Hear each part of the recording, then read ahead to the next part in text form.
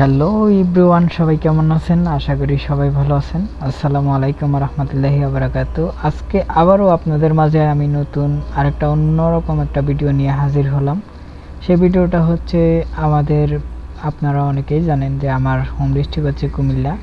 সেই কুমিল্লার কিছু ভিউ নিয়ে আপনাদের মাঝে উপস্থিত হলাম। যদিও ভিউটা কালেক্ট করতে আমার অনেক কষ্ট হয়েছে, তারপরেও যেভাবেই হোক, আমি যেহেতু দেশের বাইরে আছি, অনেক চেষ্টার পরে আমি এই ভিউটা আপনাদের মাঝে শেয়ার করলাম।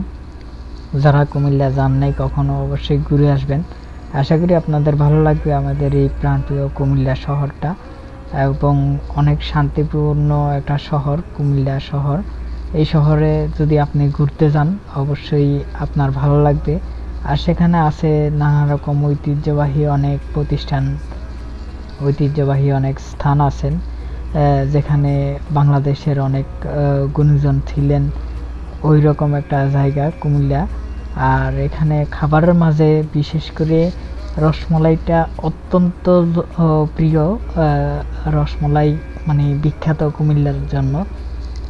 এক নাম্বার হচ্ছেন রসমলাই। আরও অনেক ধরনের খাবার এই কুমিল্লায় আছে, যেগুলো আঞ্চলিক খাবার, আপনাদের ভালো লাগবে। আর আমি এখন যে ভিউটা দেখাচ্ছি আপনাদের মাঝে, সেটা হচ্ছে কুমিল্লার একটা প্রাণকেন্দ্র বলা যায়, টমসন ব্রিজ। এই টমসন ব্রিজের ভিউটা আমি আপনাদের সাথে শেয়ার করলাম যতটুকু পারছি। তারপরে ম্যাপের মাধ্যমে দেখবেন যে আরও অনেক কিছু, যেটা ড্রোন সিস্টেমে আপনাদের মাঝে শেয়ার করা হয়েছে, ওখানে আরও অনেক কিছু দেখতে পাবেন।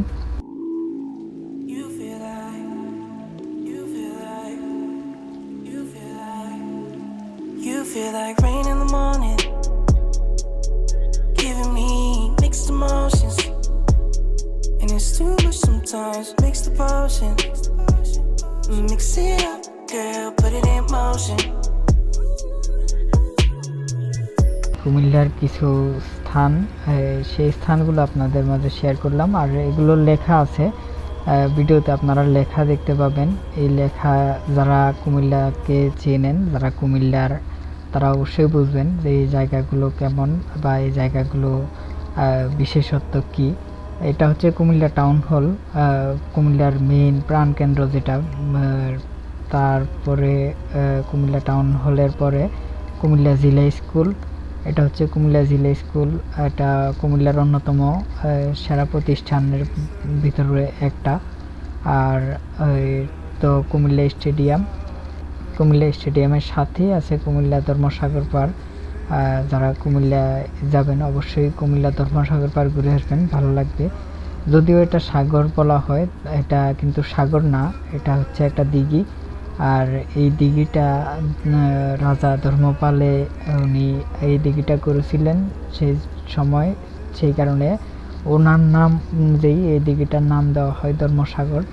তো এই তো এক এক করে আমি সবগুলো যতটুকু পারছি আপনাদের মাঝে শেয়ার করছি। প্রথমবারের মতো ড্রোন ভিডিও আপনাদের মাঝে আপলোড করলাম। যদি ভালো লাগে বা আপনাদের ভালো কমেন্ট পাই, তাহলে দেশের বিভিন্ন জায়গার এই সকল ভিডিও আমি আপনাদের মাঝে উপস্থাপন করব। কমেন্ট বক্সে জানাবেন যে কে কোন জায়গার ভিডিও চান, আমি অবশ্যই শেয়ার করব। আর আমার ভিডিও যারা দেখেন, আমার প্রিয় দর্শকদের মতামত আমি জানতে চাই যে আপনারা কেমন ভিডিও আমার চ্যানেলে দেখতে চান, একটু জানাবেন। আপনাদের কমেন্টের মাধ্যমে মূল্যবান মতামত আমাকে জানাবেন। আর যারা আমার সাথে অতীতে ছিলেন এবং ভবিষ্যতেও থাকবেন, সেটাই আশা করি আপনাদের মাঝে।